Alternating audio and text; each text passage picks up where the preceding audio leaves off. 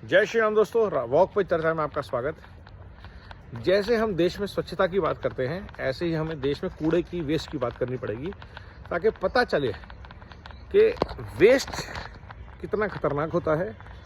जैसे अमूल है test of India, ऐसे राहुल है वेस्ट ऑफ इंडिया।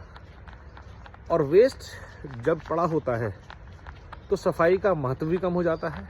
वेस्ट जहाँ अटकता है, शरीर को, समाज को, वातावरण को प्रदूषित करता है, दूषित करता है, बीमार करता है। और एग्जैक्टली यही काम वेस्ट ऑफ इंडिया कर रहा है। ह्यूमन बींग्स जैसा दिखने वाला ये यूनियन ऑफ ऑर्गन्स, जिसका सिर दिखता तो सिर है लेकिन है कुछ और, ज़बान दिखती कुछ और है कुछ और उसके राहुलियापे ख़त्म नहीं होते। कभी जाति, कभी वोट, ईवीएम हैक और अडानी, राफेल, जो सुइयां अटकी पड़ी हैं। और चर्चा सिर्फ इतना सा कि अपने परिवारवाद और भ्रष्टाचार से किसी तरह लोगों की नज़र हटे और या हम मोदी जी को भी अपने लेवल पे ले आएं कि देखो जी, हम भी भ्रष्ट हैं, ये भी भ्रष्ट हैं, अब फ़र्क क्या रह गया।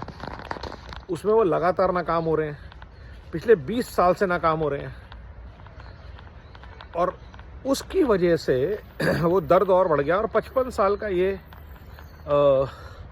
मंद देश की रफ्तार को करना चाह रहा है कुंद।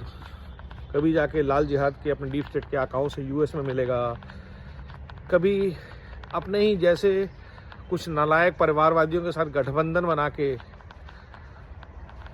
देश की राजनीति पे असर डालने की कोशिश करेगा। ये बात अलग है कि हर एक क्षेत्र में जो भी परिवारवादी हैं वो इसको पास नहीं आने देते, चाहे वो उमर अब्दुल्ला हो, चाहे वो अखिलेश हो, चाहे वो शरद पवार हो। जहाँ जहाँ ये गया वहाँ उसने बेड़ा गर्क ही किया है, अपने साथियों का भी और ख़ुद का भी।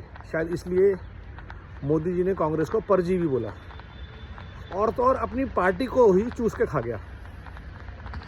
ऐसे गंद को, वेस्ट को जहाँ भी रखेंगे और जो भी रखेगा वो उसको बर्बाद ही करेगा।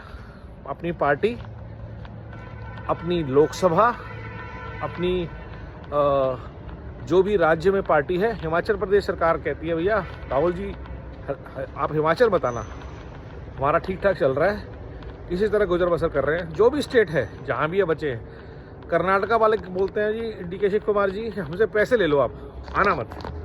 तो जब आप आओगे और भारत जोड़ो यात्रा करोगे, जहाँ से करोगे वहाँ से हम हार जाएंगे। महाराष्ट्र वाले बोलते हैं जी यहाँ मत आना, क्योंकि गांधी का नाम तो सबको चाहिए, लेकिन गांधी के नाम के जो गंध है वो किसी को नहीं चाहिए। और वो गंध और वेस्ट का नाम है राहुल गांधी। ये इम्पोर्टेंट है। इसलिए सब चाहते हैं कि देश आगे तो बढ़े, लेकिन राहुल गांधी से मुक्ति मिली रहे। राहुल गांधी किसी भी हाल में जो भी स्कीम लगी बात करते हैं वो मुफ्तखोरी पे होती है, वो वोट बैंक धर्म की राजनीति पे होती है। जाति जनगणना की बात जब करते हैं तो वो तोड़ने की बात करते हैं, जोड़ने की बात क्यों नहीं करते। और इतने साल तक आप सत्ता में थे, हर बार वो बोलते हैं मैं अंदर था, मुझे पता है क्या होता है। क्या वो कहना चाह रहे हैं कि मनमोहन सिंह के टाइम पे ब्यूरोक्रेट्स, पॉलिटिशियंस भ्रष्ट थे? क्योंकि बार बार वो बात बोलते हैं मैं जहाँ बैठा था वहाँ मैं सब देख कर आया हूँ। तो ये सब प्रूफ है कि जो भी भ्रष्टाचार के इल्ज़ाम लगते थे मनमोहन सिंह पे, राजीव गांधी पे, पीवी नरसिम्हा राव पे, सोनिया गांधी पे, वो सब सच है। क्या इसलिए राहुल गांधी को इतनी नफरत है अपने परिवार से, अपने मित्रों से, ब्यूरोक्रेट से, मंत्रियों से, ताकि वो उनको डुबोनों पे तुले हुए हैं? अगर ऐसा है तो इस वेस्ट को तब भी बाहर करना चाहिए, वरना देश के लिए तो ये खतरनाक है ही।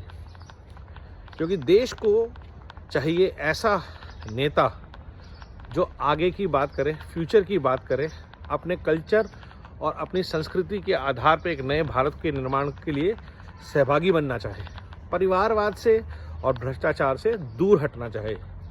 और वेस्ट ऑफ इंडिया, क्योंकि वो वेस्ट ऑफ इंडिया है, बिल्कुल इस माइंडसेट का नहीं है। वो दुनिया भर में जो भी लेफ्टिस्ट, जिहादी, एंटी इस्टेब्लिशमेंट बॉडीज़ होंगी उनसे जाके मिलेगा। जैसे कि ट्रूडो उनको अच्छा लगेगा, ज़ेलेंस्की उनको अच्छा लगेगा, कमला हैरिस उनको अच्छी लगेंगी,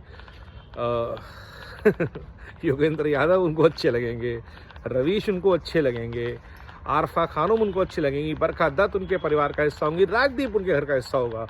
ऐसे ऐसे जर्नलिस्ट, एडवाइज़र, यार दोस्त जब किसी आदमी के पास होंगे तो कूड़ा जो होता है उसको कूड़ा एकत्रित करने की शक्ति होती है कि गंद को देख के मक्खियाँ पहुँचती हैं, तो राहुल गांधी के पास ऐसी मक्खियाँ इकट्ठी होती रहती हैं। भारत को बचाना है, स्वच्छ भारत अभियान में वेस्ट ऑफ इंडिया को सबसे पहले बाहर हटाना है, ज़रूरी है।